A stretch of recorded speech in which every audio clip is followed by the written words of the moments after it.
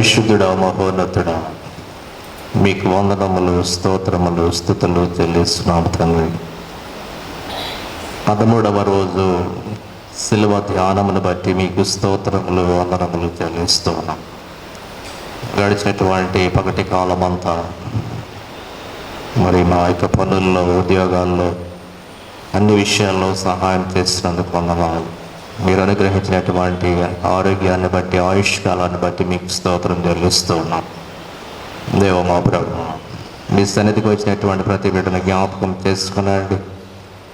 భక్తుల యొక్క ప్రార్థనలు మా జీవితాల్లో ప్రభు మరి అనేకమైనటువంటి సత్యాలను మాకు బోధిస్తూ ఉన్నాం. మేము తండ్రి ఆ ప్రార్థనల ద్వారా బలపడి మా ప్రార్థనా జీవితాన్ని సరిచేసుకొని మీతో అనుదినము మాట్లాడచ్చు, మీ నుండి దీవెనలు, ఆశీర్వాదములు పొందుకోవటానికి సహాయం చేయమని మేము ప్రార్థిస్తున్నాం. ప్రభువా, సాయంకాలపు వర్తమానాన్ని జ్ఞాపకం చేసుకునండి, దేని సేవకుని జ్ఞాపకం చేసుకునండి. నన్ను మీ సిలువ చాటున మరుగుపరిచి నన్ను బలపరచమని ప్రార్థిస్తున్నాను. నా నోటి మాటలు, మందరి హృదయ ధ్యానం మీ దృష్టికి అంగీకారమగులాగా సహాయం చేయమని యేసుక్రీస్తు వారి పరిశుద్ధ నామములో అడుగుచు వేడుకొనుచున్నాము తండ్రి. దయచేసి కూర్చోనండి.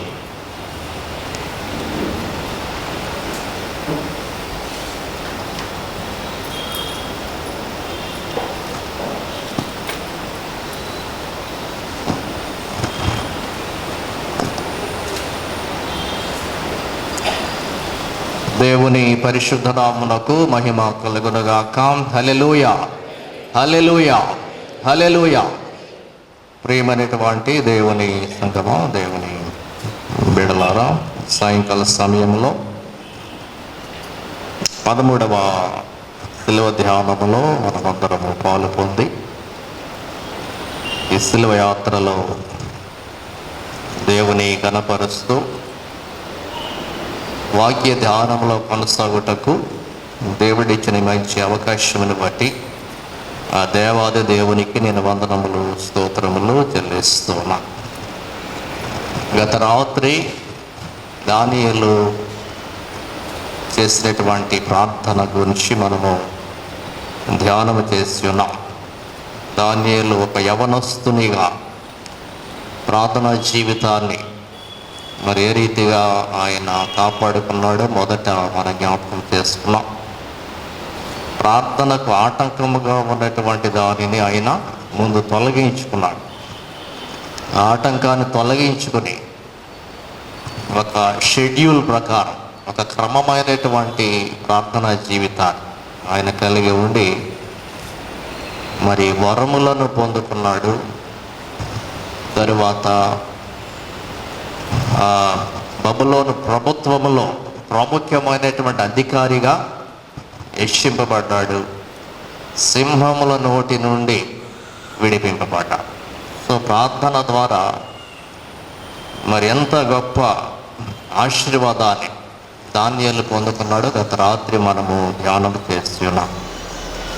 మరి సమస్యలు వచ్చినప్పుడు మాత్రమే ప్రార్థించడం కాదు, కానీ క్రమమైన ప్రార్థనా విధానాన్ని మనకు కలిగి ఉంటే ఎన్ని సమస్యలు వచ్చినా ఆ ప్రార్థన మనకు తోడుగా మరి ఉంటుంది. చాలాసార్లు మనం ఏం చేస్తామంటే కష్టం వచ్చినప్పుడు ప్రార్థన మొదలు పెడతాం, సమస్య వచ్చినప్పుడు ప్రార్థన, అప్పుడు జ్ఞాపకం వస్తుంది ప్రార్థన, అప్పుడు దేవుడి జ్ఞాపకానికి వస్తాడు అన్నమాట. దానియేలు జీవితంలో అది చూడమ్మా, క్రమంగా ప్రార్థన చేస్తున్నాడు, సమస్య వచ్చింది, దాని అంతటదే వెళ్ళిపోయాడు.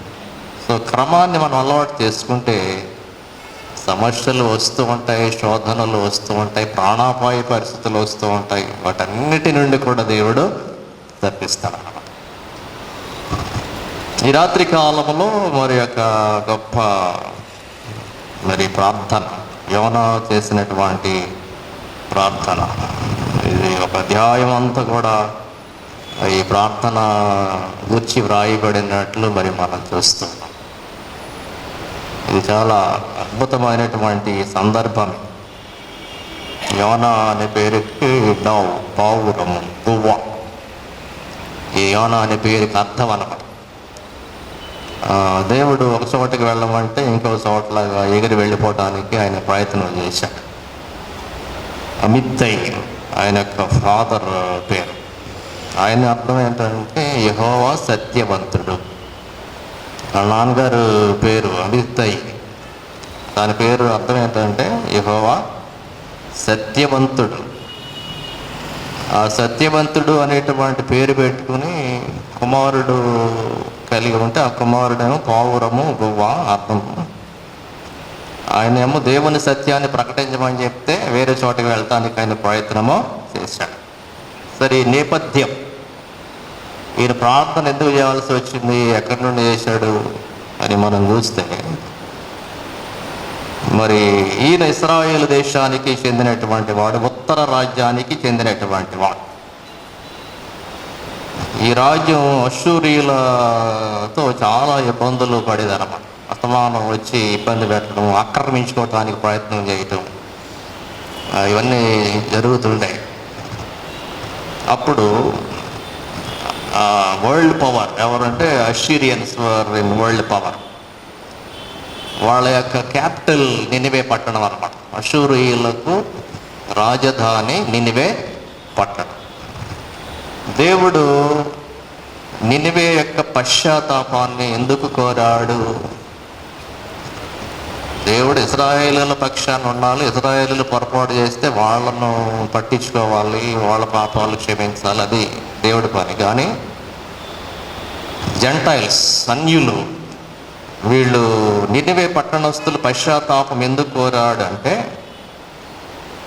వీరు పశ్చాత్తాపడితే ఇశ్రాయేలు మీదకి దండెత్తి రావడానికి కొంతకాలమైన కొంచెం పోస్ట్ పోన్మెంట్ జరుగుతుంది. ఇప్పుడు బబులోనీయులు, అష్షూరీయులు వీళ్ళిద్దరూ దండెత్తి వచ్చారు ఈ రాజ్యం ఇశ్రాయేల్ మీదకి వచ్చి వాళ్ళని చెరగొని వెళ్ళారు. చరిత్ర, ప్రాముఖ్యమైన చరిత్ర అది ఇశ్రాయేల్ చరిత్ర. సో మారు మనసు పొందితే ఏమవుతుందంటే కొంతకాలం ఇశ్రాయేలుకు ఈ చెర అనుభవం నుండి కొంత పోస్ట్ పోన్ చేయొచ్చాను. క్యాప్టివిటీ నుండి పోస్ట్ పోన్ చేయొచ్చు. అంటే ఇతర దేశాలు, అన్య జనాంగాల పైన కూడా దేవుడు ఆసక్తి కలిగి ఉన్నాడు. వారి యొక్క మారు మనస్సు కూడా దేవుడు కోరుకునేటువంటి వాడు. ఎందువల్ల తన ప్రజలకు మేలు చేయటానికి, వారికి కూడా రక్షణ ఇవ్వటానికి దేవుడు మరి వారి యొక్క మారు మనస్సును కోరుకున్నటువంటి వాడిగా మరి మనం చూస్తున్నాం. యోనా గారి యొక్క ఊరు గత్హేపెరు,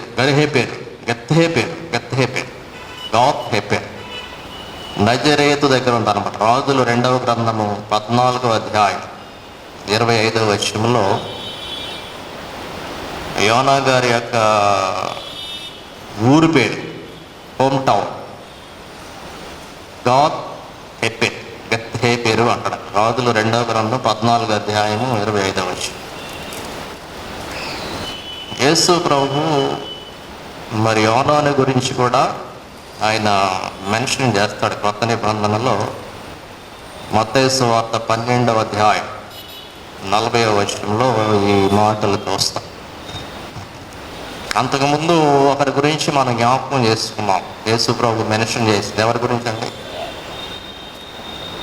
కొత్త నిబంధనలో ఇప్పుడు ప్రార్థనల్లో మనం మెన్షన్ చేశారు. ఆయన ఎవరి గురించి? సొలొమోను గురించి చెప్పాడు. సొలొమోను కంటే గొప్పవాడు ఇక్కడ క్షేమదేశ ప్రాణి గురించి అన్నీ చెప్తాడు, మెన్షన్ చేశాడు యేసు ప్రభు. ఇక్కడ క్రొత్త నిబంధనలో యేసు ప్రభు యోనాను గురించి ఎందుకు చెప్పాడంటే, తన యొక్క రిజరక్షన్, పునరుద్ధానాన్ని గురించి తెలియచేయటానికి యేసు ప్రభు యోనా యొక్క ఉదంతాన్ని కొత్త నిబంధనలో చెప్తాడు. యోనా 3 దినములు తిమింగలం కడుపులో, చేప కడుపులో ఎట్లా ఉన్నాడో, మనుష్య కుమారుడు కూడా భూగర్భములో 3 దినాలు మరి ఉంటాడు. యోనా బయటకు వచ్చినట్లు యేసు ప్రభు కూడా బయటికి వస్తాడు. రిజరక్షన్, పునరుద్ధానాన్ని గురించి మరి ఆయన ఆ మాటలు మరి చెబుతూ ఉన్నాడు. యోనా గ్రంథము మొదటి అధ్యాయంలో మరి దేవుడు యోనాను నినివేకి మరి పంపించేటువంటి ఆ సందర్భాన్ని ఇక్కడ మరి మనం చూస్తాం. దేవుని యొక్క ఉద్దేశం ఏంటో నేను తెలియజేస్తాను. అంతటా అందరూ మారు మనసు పొందాలి. అపోస్తుల కార్యాలు 17వ అధ్యాయం 30వ వచనంలో ఈ మాట మనం చూస్తాం. అంతటా అందరూ మారు మనసు పొందాలి. మారాలి, అందరూ కూడా.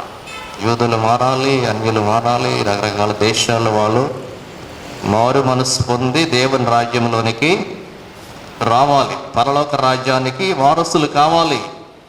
అది దేవుని యొక్క ఉద్దేశం, దేవుని యొక్క సంకల్పం. దాని కొరకు మనుషులను పిలిచాడు దేవుడు. మీరు సర్వలోకమునకు వెళ్ళి సర్వ సృష్టికి సువార్తను ప్రకటించి. God has called us. God has called Jonah. యోనాను పిలిచాడు దేవుడు. నువ్వు వెళ్ళి పలానా చోటకు వెళ్ళి సువార్త నీవు ప్రకటన చేయాలి. That's the call of Zona. దేవుడు పిలిచాడు, మనుషులు కాదు, ఇంకెవరో కాదు. లేకపోతే ఈయనంతటి ఈయనే వెళ్ళాలనే ఆలోచన ఎట్లనో లేదు దీనికి.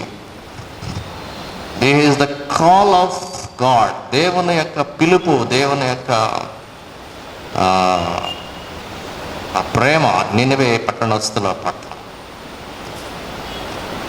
అయితే ఈయన పారిపోవటానికి ప్రయత్నం చేశాడు. 3వ వచనాన్ని మనం చదివితే, అయితే యెహోవా సన్నిధిలో నుండి తర్షీషు పట్టణమునకు పారిపోవాలనని. న్యాచురల్గా ఏంటంటే నినివే పట్టణస్తులు శత్రువులు మనకి. వాళ్ళ అస్తమానం వచ్చి మనల్ని ఆక్రమించుకోవటానికి, మనల్ని ఇబ్బంది పెట్టడానికి ప్రయత్నం చేస్తారు. కాబట్టి శత్రువుకి వెళ్ళి మనం ఏం చెప్తాం? సువార్త. ఒకవేళ సువార్త ప్రకటిస్తే రక్షింపబడతారు. రక్షింపబడితే వాళ్ళకు కూడా దేవుని రాజ్యం వస్తుంది. నేను రేపు పొద్దున పరలోకానికి వెళ్తాడు, పక్కన కూర్చోవాల్సి వస్తుందేమో, మళ్ళీ ఇవన్నీ ఇబ్బందులు ఉంటాయి. కాబట్టి అది అసలు రక్షణ లేకుండా ఉంటేనే మంచిది. ఇది కూడా ఇబ్బందే. మాకు ఇష్టం లేనివాడు పరలోకంలో పక్కన కూర్చోవాల్సి వస్తే తప్పుద్దమ్మా, తప్పదుగా. నీకు ఇక్కడ ఇష్టం లేకపోవచ్చు, ఎక్కడైతే నీ ఇష్టం చూడటం, నీకు ఇష్టం ఉన్న చోటు కూర్చోవచ్చు. అక్కడ కుదరదా. అందరూ మంచి మనసు ఉన్న వాళ్ళే అక్కడికి వస్తారు. మారు మనస్సు పొందిన వారు అక్కడికి మరి వస్తారు.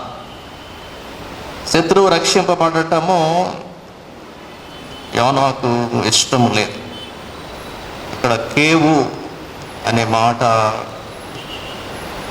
పట్టణమునకు కేవు ఇచ్చి, 3వ వచనంలో ఏముందండి? కేవు. కేవు అంటే పేరు అన, టికెట్ కొనుక్కున్నాడు. డబ్బులు ఇచ్చి ఆ పేరు కేవు ఇచ్చి కొనుక్కున్నాడు. కేవు కొనుక్కున్నాడు. కేవు ఇచ్చి, టికెట్ ఇచ్చి. Running away from God. రాయబడిన మాట ఏమిటంటే యెహోవా సన్నిధి నుండి పారిపోవచ్చున్నటువంటి ఒక వ్యక్తిని ఇక్కడ మరి మనం చూస్తాం. యెహోవా సన్నిధిని నిలవబడలేటువంటి ఒక వ్యక్తి. దేవుడి దగ్గర ఉంటే దేవుడు అని పని అప్పచెప్తాడేమో, దాక్కుని వెళ్ళటానికి ప్రయత్నం చేస్తున్నటువంటి వ్యక్తి. కొంతమంది కళ్ళల్లో పడాలంటే భయపడతారు. ఎందుకు? ఏమైనా పని అప్పచెప్తారేమో చూసినట్టే దాక్కుంటారు అన్నమాట. పక్కనే తిరుగుతుంటారు. ఆఫీసుల్లో కానీ అక్కడక్కడ మనం చూస్తాం. దూరంగా ఉంటారు. దగ్గరికి వస్తే ఆయన పని చెప్తారేమో. ఇతనికి కూడా పారిపోతున్నాడు అన్నమాట. పారిపోవట. సో ప్రియులారా, దేవుడు ఏర్పాటు చేసుకున్నటువంటి వ్యక్తి పారిపోతున్నాడు. కయీను వలె పారిపోతూ ఉన్నాడు. ఆదాము చెట్ల చాటుకు వెళ్ళినట్లు దాక్కోవటానికి ప్రయత్నము చేస్తున్నాడు. ఆ తుఫాను మరి వచ్చింది, ఇదంతా మనకు తెలుసు. అయితే ఇది మొదటి వచ్చినప్పుడు ఎందుకు చెప్తున్నానంటే, మొదటి అధ్యాయం కూడా అసలు ప్రార్థన అనేది అక్కడ ప్రారంభమైంది. ఎక్కడండి? సముద్రంలో ప్రారంభమైంది ప్రార్థన. యెహోవా తుఫాను పుట్టింపగా, అయితే యెహోవా నడి సముద్రము మీద పెద్ద గాలి పుట్టింపగా అనే మాట వస్తుంది. సముద్రము మీద అధికారి మన యొక్క దేవుడు.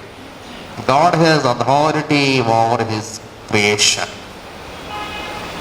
సముద్రము మీద గాలి పుట్టింపగా, తుఫాను పుట్టింపగా, సముద్రాన్నే 2 పాయలు చేసినటువంటి దేవుడు మన యొక్క దేవుడు.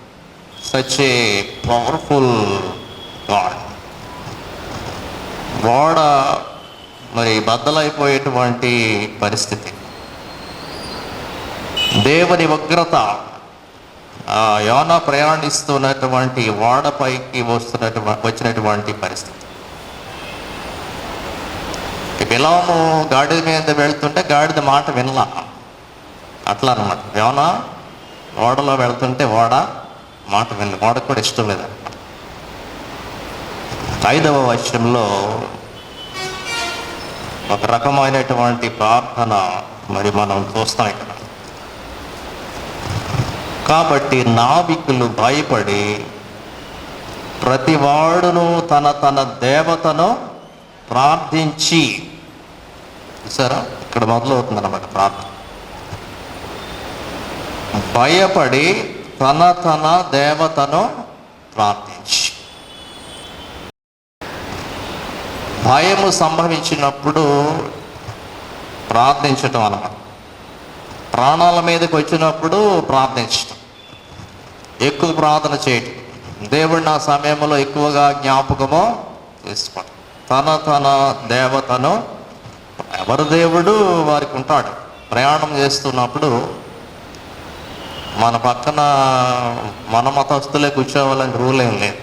నీకు ప్రయాణం సాగాలంటే ఎవడోడు పక్కన కూర్చుని ప్రయాణం చేయలేక అంతే తప్ప నేను క్రైస్తవుడు వచ్చేదాకా కూర్చుంటానంటే నీ ప్రయాణం సాగదు, నీ వల్ల అవదు. ఇది సమాజంలో మనం అర్థం చేసుకోవాలి. అంటే అందరినీ కలుపుకుని వెళ్ళాలి కొన్ని సందర్భం, అంతే తప్ప విరిగేసుకుని కూర్చుంటే అవ్వ పనులు. ఈ ఓడలో రకరకాల మతస్థులు, రకరకాల దేవుళ్ళను దేవతలను మరి పూజించేటువంటి వారు ఉన్నారు. సో ఇక్కడ మనకు ఏలియా చేసినటువంటి ప్రార్థన బయలు విషయంలో, బయలు ప్రవక్తలు చేసిన ప్రార్థన మన జ్ఞాపకము రావాలి. బయలు ప్రవక్తలు రోజంతా కూడా ప్రార్థన చేస్తారు, కానీ ఆ ప్రార్థనకు ఒక్క సమాధానం కూడా రాలేదు, సమాధానం రాలేదు. ఇక్కడ కూడా వీళ్ళు తమ తమ దేవతను ప్రార్థించి ఏం చేస్తారండి, వాడ చులకన కొంచెం వెయిట్ తగ్గించడానికి అందులోని సరుకులను సముద్రంలో పారవేస్తారు. అంటే బతకాలంటే కొన్ని పారేయాలన్నమాట. ఫిలిప్పీ పత్రికలో పౌలు అనే మాట ఏంటంటే, నేను దేవుని నిమిత్తం, ఆయన పునరుద్ధాన నిమిత్తం, పునరుద్ధాన అనుభవము నిమిత్తం సమస్తమును నష్టపరుచుకొని దానిని పెంటతో సమానముగా ఎంచుకుంటాను. దేన్నైనా వదిలేస్తా దేవుడి కోసం, నేను బ్రతకటం కోసం, నా నిత్య జీవం కోసం. I want to live anything. Philippi పత్రిక 3వ అధ్యాయం 7-8 వచనాల్లో ఈ మాటలు మరి మనం చూస్తాం. So you have to live something if at all you want to live. చులకన చేసుకోవాలి. ఆ భారము ఎవరు తీసేస్తానన్నాడు? యేసు ప్రభు తీస్తే. ఈ పాప భారం అనేటువంటిది నువ్వు మోస్తూ వెళుతూ ఉంటే నువ్వు చచ్చిపోతావు. ఎర్లైనగా పాపం వల్ల వచ్చు జీతము మరణం. ఈ ఓడలో సరుకులు లాంటివి అన్నమాట పాపం అనేది. అది దించకపోతే, తేలిక చేసుకోకపోతే మునిగిపోతావు. ఇక అంతే. జీవితాన్ని తేలిక చేసుకోవాలి, పాప భారము నుండి తేలిక చేసుకోవాలి. అందుకే యేసు ప్రభు ఇచ్చినటువంటి వాగ్దానం, ప్రయాసపడి భారము మోయుచున్న సమస్త జనులారా నా యొద్దకు రండి. I will give you rest, I will grant you rest, I will remove your burden. చూడండి దేవుని యొక్క పిలుపు. నువ్వు ఓడవైతే ఆ ఓడలో సరుకులు పాపం అయితే, ఓడ పాడైపోకుండా మునిగిపోకుండా ఉండాలంటే ఓడలో ఉన్న సరుకు బయట పాడవేయాలి.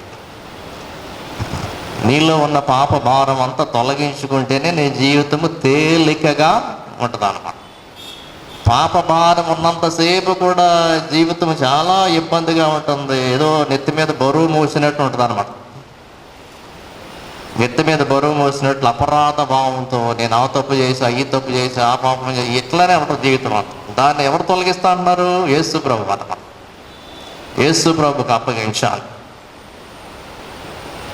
ఆయన మిమ్మల్ని గురించి చింతించుతున్నాడు గనక మీ చింత యావత్తు ఆయన పైన వేయి. Cash your burdens upon Jesus for he cares for you. నీ భారమంతా ఆయనకు నీవు అప్పగించాలి. అయితే యోనా దగ్గరకు వచ్చేసరికి యోనా ప్రార్థన చేయకుండా ఉన్నటువంటి వాడిగా మరి మనం చూస్తాం. ఇంత ఉపద్రవము, ఇంత కష్టము, ప్రాణాపాయ పరిస్థితులు వచ్చినప్పటికీ కూడా నిద్రపోతున్నటువంటి యోనాను మనం చూస్తాం. 6వ వచనంలో అప్పుడు వాడ నాయకుడు అందరినీ గమనిస్తూ ఉన్నాడు. అందరూ ప్రార్థన చేస్తున్నారు, అందరూ వాళ్ళ దేవుళ్ళకి మొక్కుకుంటున్నారు. అయితే ఒక వ్యక్తిని చూశాడు. ఆ వ్యక్తి ఏం చేస్తున్నాడంటే వాడ దిగవ భాగమునకు పోయి పండుకొని గాఢ నిద్రపోయి, అసలు తుఫానేమో బయట మరి అటు ఇటు కొట్టేస్తుంది. అసలు చాలా భయంకరమైనటువంటి పరిస్థితి ఉంది. ఈయనకి నిద్ర ఎట్లా పట్టిందో నాకైతే అర్థంగా. తర్వాత వాడ దిగువ భాగానికి వెళ్ళాడంటే అర్థం ఏంటంటే ఎవరు డిస్టర్బ్ చేయకుండా ఒక మూలకి వెళ్ళిపోయి గాఢ నిద్రపోయాడు అనమాట. సో ప్రార్థనకు ఆటంకం ఇంకొకటి ఏమిటంటే నిద్ర. నిన్నేమనుకున్నాం మనం? భోజన ప్రియత్వం. భోజనం అంటే పడి చచ్చిపోతారు అన్నమాట కొంతమంది. ఎంత ఇష్టమో అసలు. అట్లా కొంతమంది తినే విధానం చూస్తే అసలు చాలా ఆశ్చర్యం వేస్తుంది. అసలు అంటే అంత ఇష్టంగా తింటారు అన్నమాట. తప్పే లేదు, కానీ ప్రార్థనను వదిలేసి, దేవుడిని వదిలేసి దాన్ని ఇష్టపడటం అనేటువంటి దేవుడు ఒప్పుకోడు. ఏమి తిందమో ఏమి తాగుదామో అన్నట్టు కాదు, ఏది ఉంటే అది తింటాం అంతే. సునీత విలియమ్స్ చెప్తా ఇప్పుడు మనకి రాబోతుంది. అంటే అంత కష్టమైనటువంటి 9 నెలల పరిస్థితుల్లో ఎండిపోయినాయి, లేకపోతే డ్రై అన్నీ తిని బతికి బట్టగట్టికి ఏదో వచ్చారు. ఇవాళ మన ముందుకి వేడి అన్నం వస్తూ ఉంటే దాన్ని వంకలు పెడుతున్నాం మరి ఒక్కసారి కదా. సరే, నిన్న ఆహార పదార్థం ప్రార్థనకు ఆటంకం, ఈరోజు నిద్ర, గాఢ నిద్ర అన్నమాట. అసలు కొంతమంది అసలు ఎంత నిద్రపోతారో నాకు తెలియదు. అది చూసాను నేను కొంతమంది అట్లంట. పడుకుంటారు టయానికి, తెల్లారు 7 అయినా 8 అయినా లెగరు. మరి అసలు ఏంటో నాకు అర్థం కాదు. ఆ నిద్ర ఏంటో, ఆ వ్యవహారం ఏంటో తెలియదు. అదో స్టైల్ అనుకుంటారో తెలియదు, లేకపోతే అదేదో పెద్ద నేను కాబట్టి నిద్రపోదాం అనుకుంటారో తెలియదు. నిద్రలో ఏమైనా మంచి మంచి కళ్ళు ఏమైనా వస్తాయేమో అని పొడుగు. మనకైతే రావు జనరల్గా. అది చాలా అసలు భయంకరులు అనమాట. ఆడెవడో ఉన్నాడు కదా, ఏమన్నారు మనకి పురాణాల్లో ఉంటాడు అక్కడ, పేరు మర్చిపోయి కుంభకారు. ఆ నిద్ర అనమాట. అస్సలు సిగ్గు ఉండదండి. అసలు ఇంట్లో ఒక పని సాయం చేయరు. ఇంట్లో అందరూ లేచి ఆ పని ఈ పని ఏదో చేస్తామంటే వీళ్ళు నిద్రపోతుంటారు. ఎన్నిసార్లు లేపినా లెగరన్నమాట. చాలా ఘోరమైనటువంటి లైఫ్ స్టైల్ అండి. యోనా బహుశా ఇటువంటి నిద్రపోతేమో, తిండిపోతూ నిద్రపోతూ. అంటే వాడ అంత ప్రమాదకరమైనటువంటి పరిస్థితుల్లో ఉన్నా కానీ అసలు ఏమీ పట్టించుకోండి, చీమ పుట్టినట్టు కూడా లేకుండా నిద్రపోతున్నాడు. దావీదుడు వాడ నాయకుడు ఏమన్నాడండి? పోయి నిద్రపోతా, నీకేమీ వచ్చినది, లేచి నీ దేవుని ప్రార్థించు. మనం చావకుండా ఆ దేవుడు మన యందు కనికరించునేమో. చూడండి ఎంత చక్కని మాట వాడ నాయకుని యొక్క నోట్లో నుండి మరి మనము చూస్తాం. వాడ నాయకుడు, మన నాయకుడు యేసు ప్రభు, our captain is Jesus Christ. ఆయన అంటున్నాడు, శోధనలో ప్రవేశించకుండానట్లు మీరు మెలకువగా ఉండి ప్రార్థన చేయండి, లేకపోతే మునిగిపోతారు. మీ జీవితం అనేటువంటి నామేమవుద్ది? నడి సముద్రంలో మునిగిపోద్ది. అంతే, నీకు అందులో ఏమాత్రం సందేహమో లేదు. నువ్వు మునిగిపోకుండా ఉండాలి, నీ కుటుంబం మునిగిపోకుండా ఉండాలి అంటే నువ్వేం చేయాలా? లేచి ప్రార్థన చేయి. తుఫాను లాంటి సమస్యలు ప్రతి వ్యక్తి జీవితంలో ఉంటాయి, ప్రతి కుటుంబంలో ఉంటాయి, ప్రయాణంలో ఉంటాయి. యాత్ర మొదలుపెట్టాం, పుట్టాం కదా, పుట్టిన తర్వాతే ప్రయాణం వెళ్ళాల్సిందే, ఇది ఆగేది కాదు. ఈ జీవన యాత్రలో ఇది ఒక సముద్ర ప్రయాణం లాంటిది. ఎన్నో తుఫానులు అనేటువంటివి వస్తూనే ఉంటాయి, గాలులు వీస్తూ ఉంటాయి, సమస్యలు వస్తూ ఉంటాయి. నువ్వు నిద్రపోతూ కూర్చుంటే ఏమవుతుందంటే నీ ఓడ మునిగిపోతుంది. లేచి ప్రార్థన దేవుడు నేర్పిస్తున్నాడు మనకి. ఎన్ని సమస్యలు లేవు మనకి, ఎన్ని కష్టాలు లేవు, ఎన్ని ఇబ్బందులు లేవు. వీటిని వేరే వేరే మార్గాల్లో పరిష్కరించుకోవటానికి ప్రయత్నం చేయటం కంటే ఒకే ఒక పరిష్కారం దేవుడు ఇక్కడ చూపిస్తున్నాడు. అంటే లేచి ప్రార్థన చెయ్యి. అది ఒకటే పరిష్కారం, అదొకటే నువ్వు చెయ్యి చాలు. లేచి ప్రార్థన. ఎట్లా పడుతుంది నిద్ర నీకు? అసలు ఇన్ని సమస్యలు పెట్టుకొని, ఇన్ని బాధలు పెట్టుకొని నీకు ఎట్లా నిద్ర పోబుద్దేస్తుంది? అది ప్రశ్న. ఎక్కడ చేస్తామండి? శరీరం సహకరించడం లేదు, నిద్ర కరువు అయిపోయింది కళ్ళకి. దేనికి? నువ్వు అది ఇది చూడటం వల్ల నీ కళ్ళు దెబ్బ అయిపోయింది. గంటలు గంటలు సెల్ ఫోన్ చూస్తే కళ్ళు దెబ్బకి ఏం చేస్తాయి కదా, నిద్ర ముంచుకొచ్చేస్తుంది. అంతే, చూస్తా అట్లా నిద్రపోవటం. భయంకరమైన పరిస్థితులు వచ్చేసి ఈరోజు సమస్య అలాగే ఉంది, కష్టం అలాగే ఉంది. పక్కనేమో ఇంట్లో పెద్ద సమస్య, పెద్ద అనారోగ్యం కావచ్చు, పెద్ద సమస్య కావచ్చు. దాన్ని వదిలేసి సెల్ ఫోన్ పట్టుకుని అది చూసుకుంటా హాయిగా నిద్రపోయి మీద తెల్లార లేచి తాపీగా లేచి చక్కగా వండుకొని తినేసి సమస్యలు ఎక్కడికి పోతాయి? ఎక్కడికి పోవాలి. నిద్ర ఎట్లా పడుతుంది అసలు? దేవుడిని అడగకుండా నువ్వు బయటపడదామని ఎట్లా అనుకుంటావు నీ సమస్య బట్టి? పిల్లరా పోయి నిద్రపోతా, నీకేమీ వచ్చి లేచి నీ దేవుని ప్రార్థించు. అది ఒక హెచ్చరిక ఈ రాత్రి కాలంలో దేవుడు మనకు ఇస్తున్నాడు. తర్వాత మరి జరిగినటువంటి సంఘటన గవర్నర్ లేస్తాడు, అంతా చెప్తాడు. నన్ను ఎత్తి సముద్రంలో పడవేయండి, అప్పుడు సముద్రం మీ మీద రాకుండా నిమ్మళిస్తుందని 12వ వచనంలో చెప్తాడు. అయితే 14వ వచనంలో ఓడ నావికులు ప్రార్థన చేస్తారు.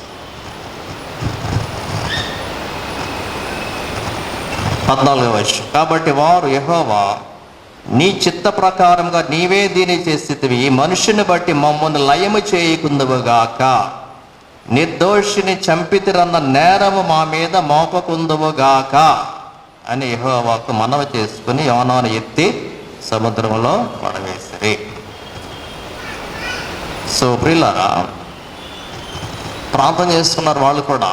ఏమో ఒకవేళ ఇతను అయితే చెప్తున్నాడు కానీ అమాయకుడిని మేము చంపేసామనేటువంటి ఆ నేరం మా మీద రాకుండా ఉండును. దేవుడు చెప్పుకున్నారు అన్నమాట, దేవుడికి విజ్ఞాపన చేసుకున్నారు. సో ఇక్కడ 3 రకాలైన విషయాలు ప్రార్థన గురించి మొదటి అధ్యాయంలో చూస్తాం. తమ దేవతకు వాళ్ళు ప్రార్థనలు చేస్తారు. ఓడ నాయకుని యొక్క హెచ్చరిక చూస్తాం, లేచి ప్రార్థన చేయి. తర్వాత ఓడ నావికులు ఈ యొక్క శాపం మా మీదకి రాకుండా ఉండును గాక అని చెప్పి వారు 14వ వచనంలో the sailors prayers of sailors వాళ్ళు ప్రార్థన చేసుకున్నారు. అయితే దేవుడు 17వ వచనంలో గొప్ప మత్స్యము ఒకటి యోనాను మృంగవలెనని యెహోవా నియమించి ఉండగా యోన 3 దినముల మత్స్యము యొక్క కడుపులో ఉండే. దేవుడు ప్రతి జీవిని కూడా తన సేవలో వాడుకునేటువంటి వాడిగా మరి మనము చూస్తూ ఉన్నాం. ప్రతి జీవిని కూడా తన సేవలో వాడుకుంటాడు, మనుషుల్నే కాదు. గాడిదను వాడుకున్నాడు కదా దేవుడు. ఇక్కడ చేపను, తిమింగలము, మత్స్యము దేవుడు తన సేవలో మరి వాడుకుంటున్నా. మొక్కుబళ్ళు చేస్తే అనే మాట కూడా చూస్తాం 16వ వచనం. ప్రియులారా, యోన ఇప్పుడు ఎక్కడున్నాడు?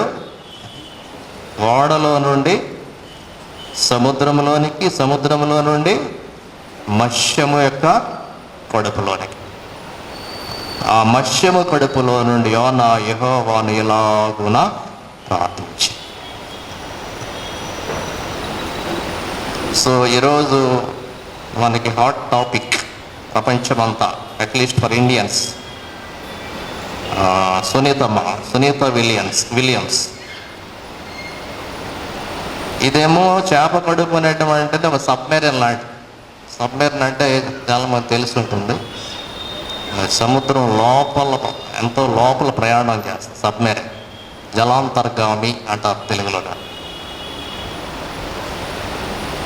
సునీత విలియమ్స్, బచ్ విల్మోర్, ఇంకా 2 వాళ్ళు అంతరిక్షం నుండి గత రాత్రి ప్రయాణం చేసి భూమి మీదకి దిగినట్లు మరి మనం చూస్తాం. An unexpected situation in their life. వారానికి తిరిగి రావాల్సినటువంటి వారు కనీసం 9 నెలలు అక్కడ చిక్కుకున్నటువంటి పరిస్థితి. యోనా జీవితంలో కూడా అన్ఎక్స్పెక్టెడ్ సిచ్యువేషన్. ఎప్పుడు అనుకుని ఉండడం. చేప కడుపులో వెళ్తానని 3 రోజులు అక్కడే ఉండాల్సి వస్తుందని ఆయన ఎప్పుడు అనుకుని ఉండడు. సొంత జ్ఞానం అంతా ఉపయోగించి పడవ అయితే ఎక్కాడు, టికెట్ అయితే కొన్నాడు, అంతవరకు తెలుసు. కానీ చేప కడుపులో ప్రయాణం ఎప్పుడు చేయలేదు, ఎవరు చేయరు కూడా. వాళ్ళు దిగొచ్చినటువంటి అంతరిక్ష నౌకరు కూడా అది స్పెషల్, అందరూ చేసేది కాదు ప్రయాణం. Some special people. ఈ బచ్ విల్మోర్ అనేటువంటి ఆయన సాక్ష్యం ఇచ్చాడు. నేను షేర్ చేశాను, నా స్టేటస్ ఎవరైనా చూస్తే తెలుసు. అక్కడ ఉన్నప్పుడు అంతరిక్ష కేంద్రంలో ఉన్నప్పుడు, ఇంటర్నేషనల్ స్పేస్ స్టేషన్, ఆయన ఇచ్చిన సాక్ష్యం ఏంటంటే, నా ఫెయిత్ నన్ను నిలబెట్టింది, యేసు ప్రభువే నన్ను నిలబెట్టాడు. ఈ నెలలో ఇక్కడ బంధింపబడినటువంటి పరిస్థితుల్లో బయటికి వెళ్ళటానికి లేదు, లేకపోతే నచ్చినట్టు తినటానికి లేదు, నడవటానికి లేదు, పండుకుంటానికి లేదు.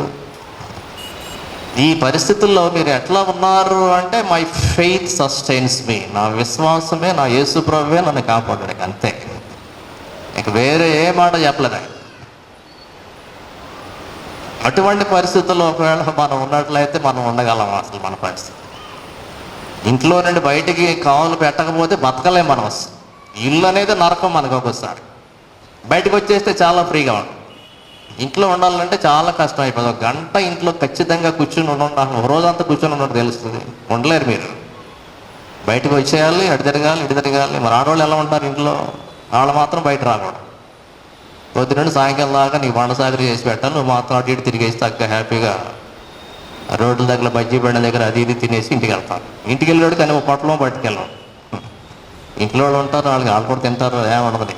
నువ్వు మాత్రం తినేసి హ్యాపీగా మూతుడుకుని వెళ్ళిపోతావు. వాళ్ళు మాత్రం ఇంట్లో ఉంటారు. అంటే ఖచ్చితంగా ఇంట్లో ఉండాలంటే చాలా కష్టమని చెప్తున్నా. బయటికి వెళ్ళడం, తిరిగి రావడం అంటే ఏదో మైండ్ ఫ్రీ అయిపోయినట్టు చూస్తాం. కానీ 9 నెలలు ఉన్నారు అక్కడ. సునీత విలియమ్స్ గురించి చాలా గొప్పగా ఈరోజు ధీర వనిత అని చెప్తున్నారు ఈరోజు. అయితే నిజమే, కరెక్ట్. ఎంత మనోధైర్యం. ఏదో రోజు మేము కిందకి వెళతాం, ఏదో రోజు వెళతాం. వెళ్ళేటప్పుడు కూడా 1900 డిగ్రీల సెల్సియస్ భూ వాతావరణంలోకి వచ్చినప్పుడు అంత మండిపోయేటువంటి ఆ వేడిమిలో కింద దిగారు వాళ్ళు. ఈ రోజున యోనా గురించి మనము ధ్యానం చేస్తున్నప్పుడు యోనా పరిస్థితి కూడా అదే. అటువంటి పరిస్థితులలో ఏమి చేయాలి? చేప కడుపు చీల్చుకుని బయట రాగలడా, లేకపోతే చేప నోట్లో నుండి బయటికి రాగలడా? అవి సాధ్యమయ్యే పనులు కాదు. నువ్వు అడుగు తీసి అడుగు వేయలేవు. అంతే. ఏమన్నాడు అక్కడ? నా చుట్టూ ఏం చుట్టుకుందండి? నాచు చుట్టుకున్నది. నాచును రామరిచింది. సముద్రపు నాచు నా తలకు చుట్టుకొని ఉన్నది. 5వ వచనంలో ఈ మాట మనం చూస్తాం. మొత్తం నీసుగంప అన్నమాట. చేప వాసన మనకు తెలుసు, అంటే వండాక తింటాం, కానీ వండడం సరిగ్గా రాకపోయినా నీసుగంపే వస్తుంది. చేప అంత భయంకరం. దేవుడు యోనాను అంత భయంకరమైనటువంటి నీచమైన మరి నీసుగంపులోకి ఎందుకు పంపించాడంటే, పాపం అనేది ఇట్లా ఉంటుందిరా బాబు, నువ్వు అటువంటి వాళ్ళని బయటకు తీసుకుని రావాలి. ఈ 3 రోజులే దీన్ని నువ్వు భరించలేకపోతున్నావు. పాపం అనే దుర్గంధంలో ఉన్నారు వాళ్ళు, బయట రావాలి అందరూ వాళ్ళు. తర్వాత ఎండవేడి తట్టుకోలేకపోయావు నువ్వు. వాళ్ళు కూడా మలమల మాడుతున్నటువంటి అగ్నిగుండంలో ఉన్నారు. పాపం అనే అగ్ని బయటకు రావాలి వాళ్ళు. నీకు తెలియాలి ఈ బాధ అంతా.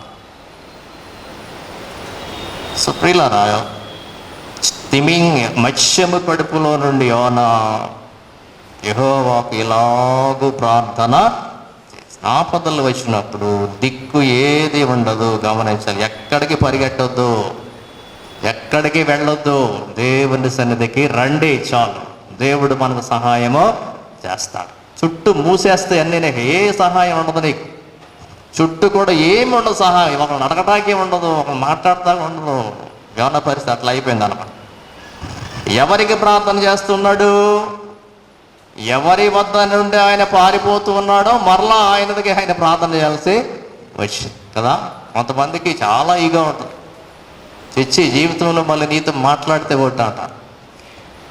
దేవుడు ఏం చేస్తాడు? మళ్ళీ ఆళ్ళ దగ్గరికే పంపిస్తాడు. ఒక్కోసారి తప్పదు అన్నమాట. దేవుడిని వదిలేసి వెళ్ళిపోయాడు. యెహోవా యొద్ద నుండి పారిపోయాడు. మళ్ళీ ఎవరి దగ్గరికి వస్తున్నాడు? యెహోవా వద్దకు వస్తున్నాడు.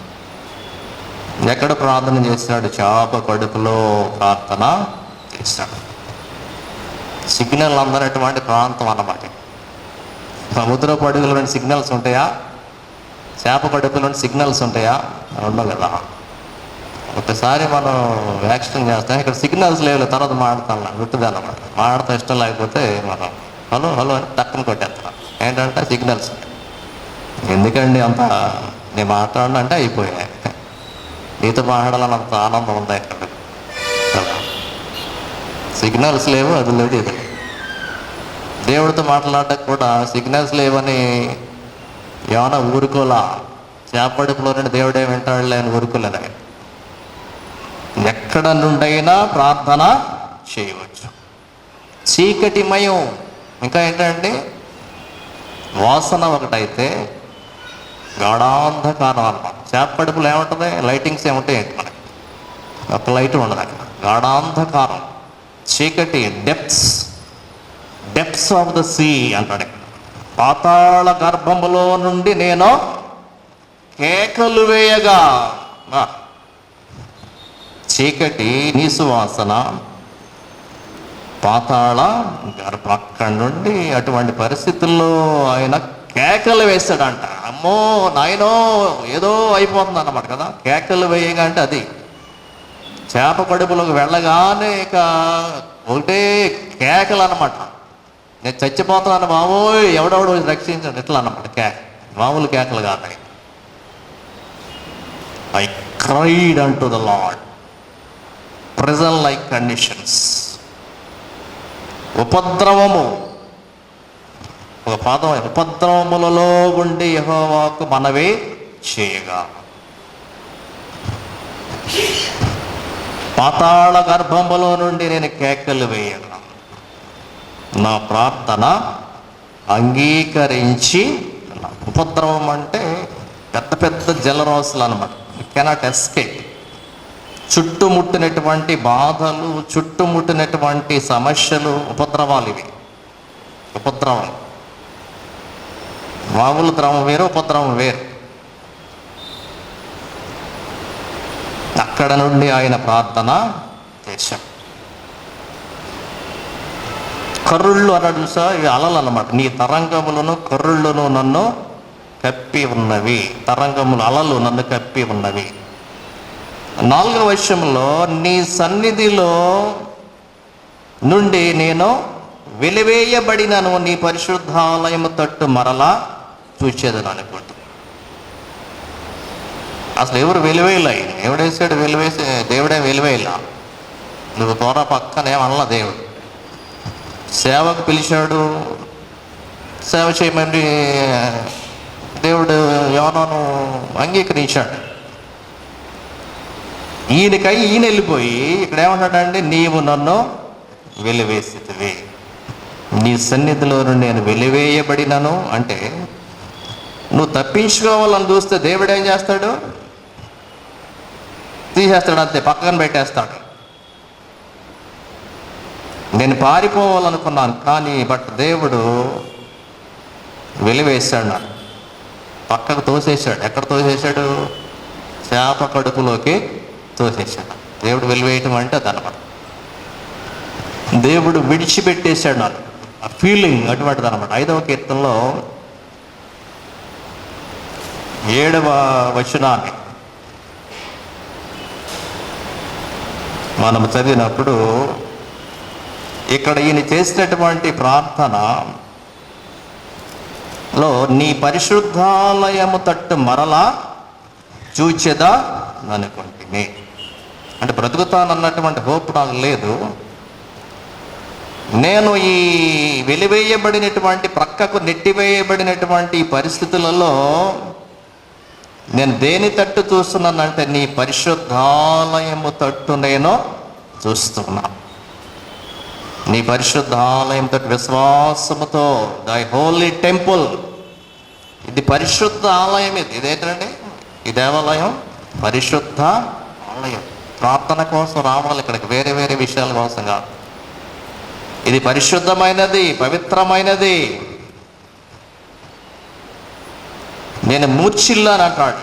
7వ వచనాన్ని మనం చూస్తే, నా ప్రాణము నాలో మూర్ఛిల్లగా నేను యెహోవాను జ్ఞాపకము చేసుకుంటాను. నీ పరిశుద్ధాలయంలోనికి నీ యొద్దకు నా మనవి వచ్చింది. ఈ 4వ వచనంలో 7వ వచనంలో కూడా పరిశుద్ధాలయము తట్టు చూడాలనుకున్నాను. నేను ఇక్కడ ప్రార్థన చేస్తే ఆ ప్రార్థన ఎక్కడికి వెళ్ళింది అంటున్నాడు? నీ పరిశుద్ధాలయములోని నీ యొద్దకు నా మనవి వచ్చింది. అంటే దీని అర్థం ఏంటంటే, అప్పటి అండర్స్టాండింగ్ ప్రకారం నేనేమో చేప కడుపులో నుండి ప్రార్థన చేస్తున్నాను. ఆ ప్రార్థన ఎక్కడికి వచ్చింది?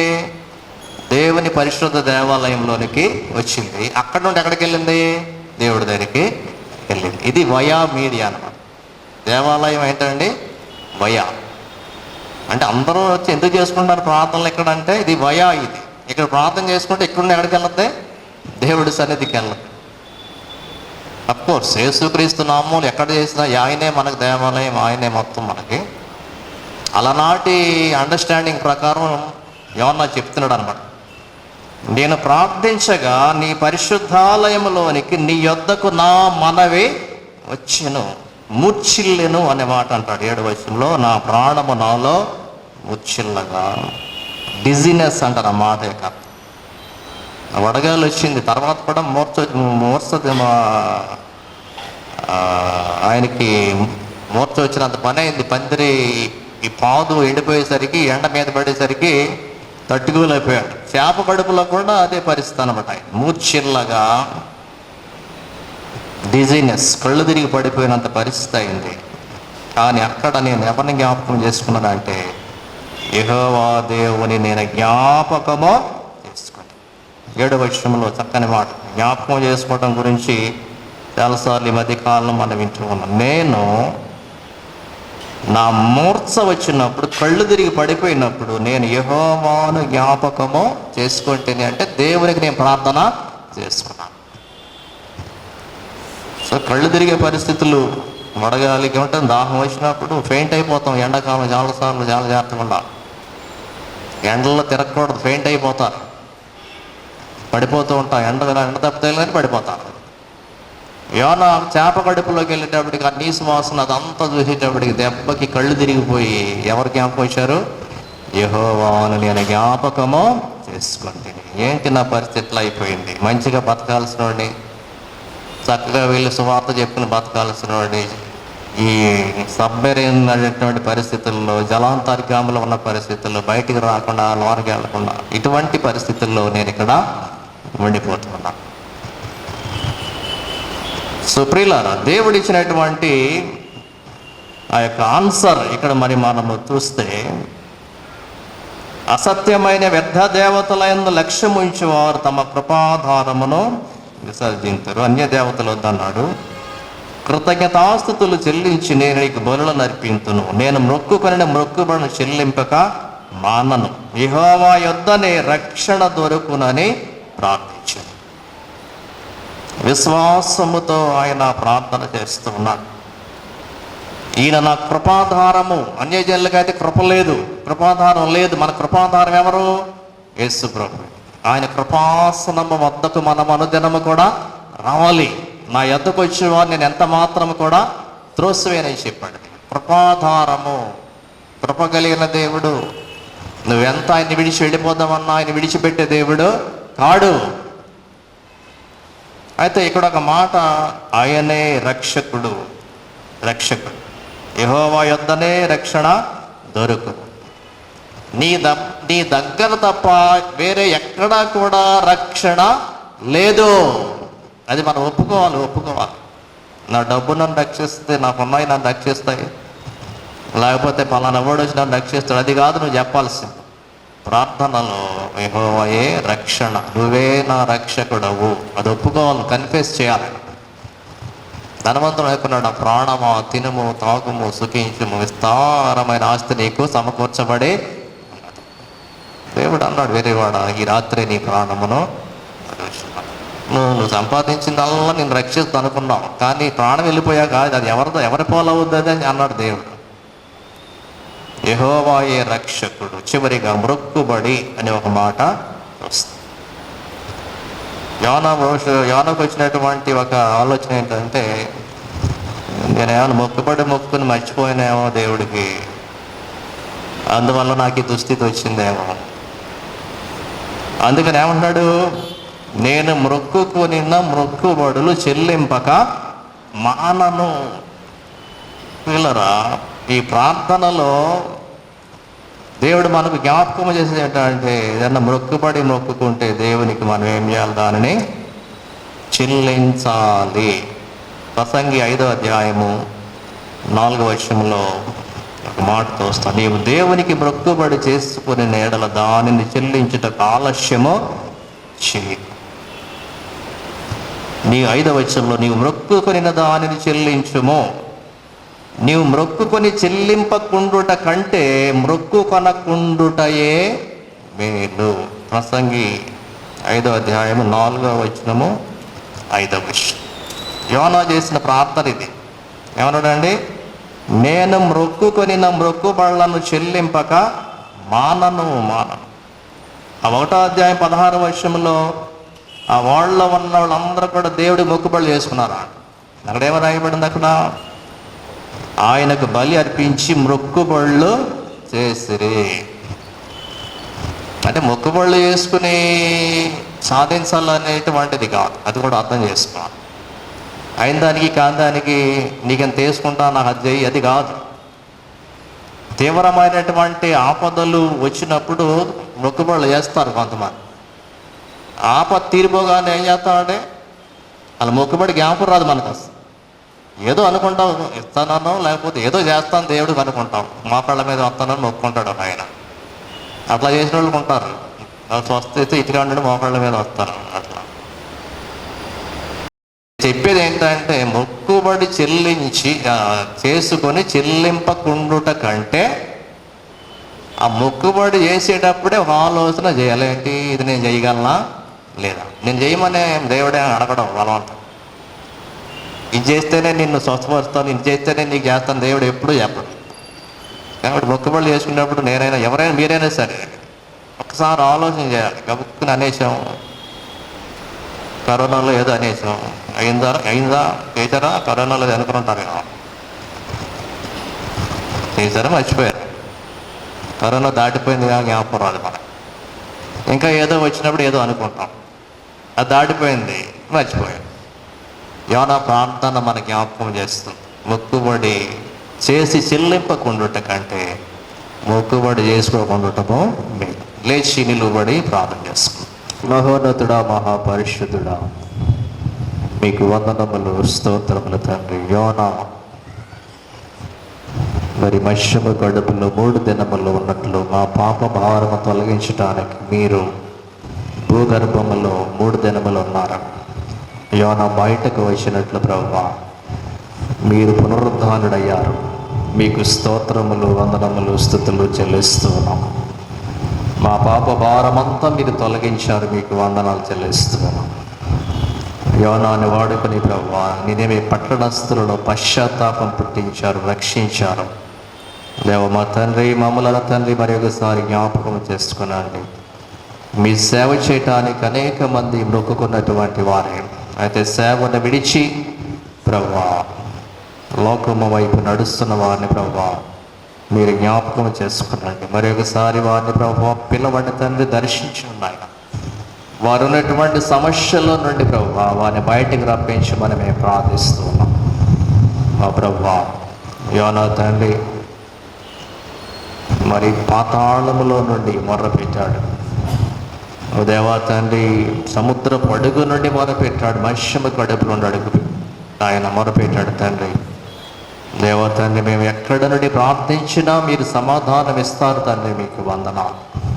మీ పరిశుద్ధ దేవాలయాన్ని బట్టి వందనాలు తండ్రి. ఇక్కడ ప్రార్థించగా అనేకమైనటువంటి సమస్యల నుండి మాకు పరిష్కారం ఇస్తున్నందుకు వందనాలు.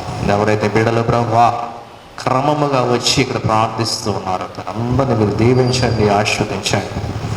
ఎవరైతే ఉపద్రవములలో సమస్యలలో చుట్టుకొని ఉన్నారో తండ్రి, ఓ దేవా ప్రభువా వాడ మునిగిపోకుండా వారిని కాపాడినట్లు తండ్రి, ఈ సమస్యల్లో వారు మునిగిపోకుండా వారిని కాపాడము తండ్రి. లేవనెత్తుము నాయన, మీకు స్తోత్రాలు, వందనాలు చెల్లిస్తాం. సంఘమంతాన్ని దీవించండి. 10th క్లాస్ పరీక్షలు రాస్తున్నటువంటి బిడ్డలకు నాయన మీ జ్ఞానము, వివేచన, కాపుదల దయచేయండి. కొనసాగుతున్న శిలువ యాత్రను దీవించండి. మా కొరకు మీరు పొందినటువంటి శిలువ వేదనలు, శ్రమలు, బాధలను బట్టి మీకు స్తోత్రాలు. దేవ మా ప్రభువా ఈ రక్షణను మా ప్రభువా మేము కాపాడుకుంటూ తొట్టిల్లకుండా ముందు కొనసాగులాగిన సహాయం చేయండి. ఈ రాత్రి కాలంలో మీ సన్నిధికి వచ్చినటువంటి ప్రతి బిడ్డను ప్రత్యేకంగా మీరు ఆశీర్వదించి పంపించండి. రేపు సాయంకాలం మీ చిత్తమైతే మేమందరం ప్రభువా మీ సన్నిధిలో కలుసుకొని ఈ శిలువ యాత్రలో మిమ్మల్ని ఘనపరుస్తూ కొనసాగడానికి సహాయం చేయమని యేసుక్రీస్తు వారి పరిశుద్ధ నామములో అడుగుచు వేడుకొనుచున్నాము తండ్రి. పరలోకమందున మా తండ్రి, నీ నామం పరిశుద్ధపరచబడుగాక, నీ రాజ్యము వచ్చునుగా, నీ చిత్తం పరలోకమందు నెరవేర్చునట్లు భూమి యందు నెరవేరునుగాక. మా దిన ఆహారము నేడు మాకు దయచేయము, మా అపరాధము చేసిన వారిని మేము క్షమించిన ప్రకారం అపరాధములను క్షమించు, మమ్మల్ని శోధనల నుండి దుష్టుని తప్పించు. ఎందుకనగా రాజ్యము, శక్తియు, మహిమయు నిరంతరము నీవే. ఆమేన్. మన ప్రభువు అయిన యేసుక్రీస్తు కృపయు, పరమ తండ్రి అయిన దేవుని ప్రేమయు, పరిశుద్ధాత్మయోని సహవాసము మనందరికీ సదాకాలము తోడయుండును గాక. ఆమేన్.